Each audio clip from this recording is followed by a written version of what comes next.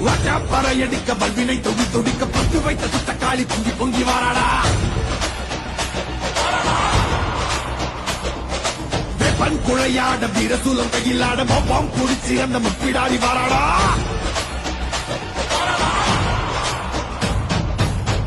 சபையங்கரியாங்கார சூரக்காளி மண்டையொட்ட சண்டையாக்கி வாக்காளி வாராடா. அள்ளி அள்ளி தானம் தந்த அன்னதான பிரபுவுக்கு கொள்ளி வச்ச கையவன கொண்டு போட வாராடா.